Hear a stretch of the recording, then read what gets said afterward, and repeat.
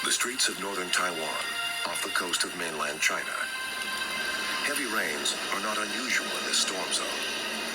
But this is the beginning of Typhoon Winnie, a tropical storm that will unleash torrential rains, trigger landslides, and bring terror and tragedy to those touched by its destructive power. As Winnie moves in from the mid-Pacific, gusting winds cause the surf to explode. Towering waves crash over breakwaters on the shore's edge.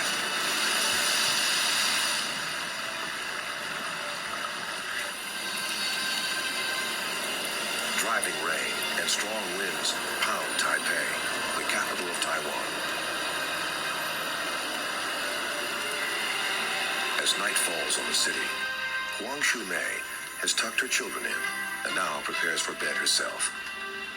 She's been through hundreds of typhoons in her lifetime and is unfazed by the stormy weather. She feels well protected inside her new home at the Lincoln Mansions apartment complex. But outside, the monsoon-like rains lead to flooding, wreaking havoc in other parts of the city. Rising floodwaters trap some residents inside their homes. Rescue workers respond to distress calls and rush to evacuate victims. As the torrential rains beat down on the mountainside behind Huang's home, she says her prayers and goes to bed, unaware of the growing danger at her doorstep. By morning, Typhoon Winnie has seemingly opened the floodgates in Taipei. In certain areas, water levels peak at over 5 feet, sending furniture, motorcycles, and even refrigerators floating down streets.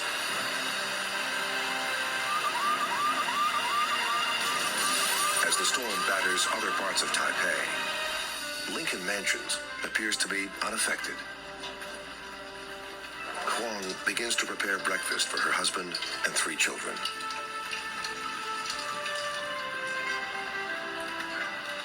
At that time, my husband told me that he would go outside to take a look at the typhoon, to see how things were going.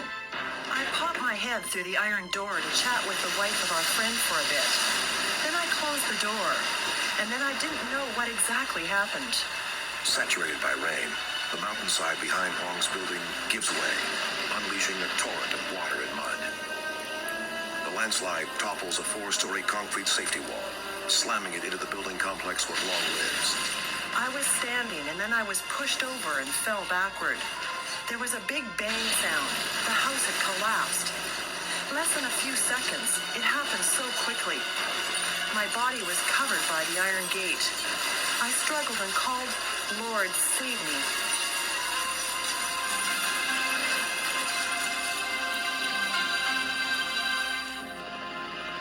Huang's apartment and an entire block of Lincoln Mansions are buried in the path of the landslide's devastation.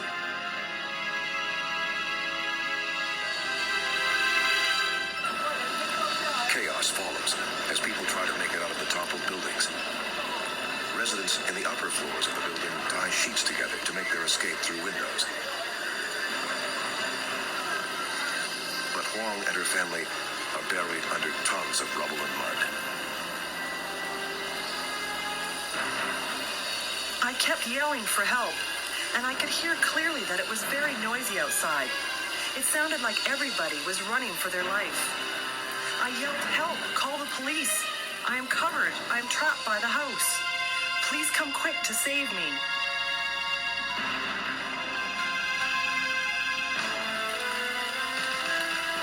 Teams of rescue workers are summoned to the scene.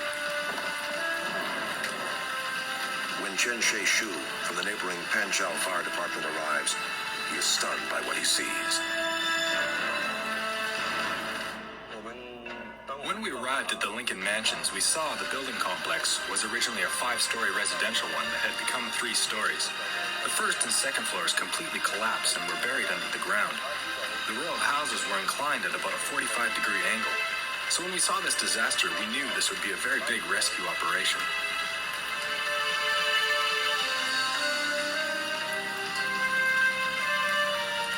We noticed there were a lot of people calling for help, so once we arrived, we worked quickly and rescued around 50 injured people. Huang and her family are among those still trapped inside. She yells, "Save me," again and again, in the hopes that someone might hear her pleas. Finally, exhausted from yelling, she stops. Then I was very afraid. Only my head could move, and it was if the rest of my body was nailed down. A team of rescuers rushes to break through the iron bars and windows of the building to begin searching for those still inside. Outside, heavy machinery begins to clear huge pieces of concrete from the area.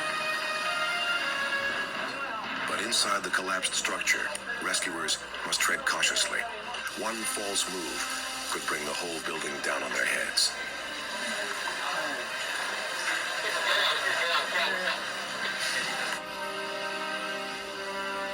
The main support of the overall building was shattered. If a supporting point was moved, the whole building would collapse like dominoes. There were almost 100 rescuers in the disaster area. If, during the rescue process, the building had further collapsed, it would have caused a second disaster. So this rescue operation was the most difficult one we've ever had. Huang continues to hold vigil in her dark solitude. The weight of the iron gate and rubble on her lower body is taking its toll. I kept praying inside, continuously praying, but eventually I was overcome with weakness and despair. When it was really painful, I prayed to the Lord to take my life. I didn't want to live.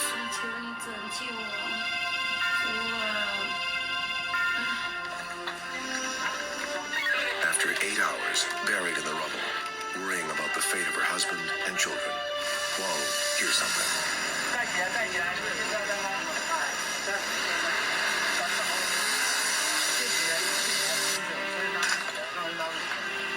The rescue team had arrived. There were noises of throwing rocks. When I heard it, I kept hoping it was real. Then there was a male voice outside talking to me, saying, "Miss, we are here to save you." The team works tirelessly to reach Huang, sawing away the door and clearing debris on top of her.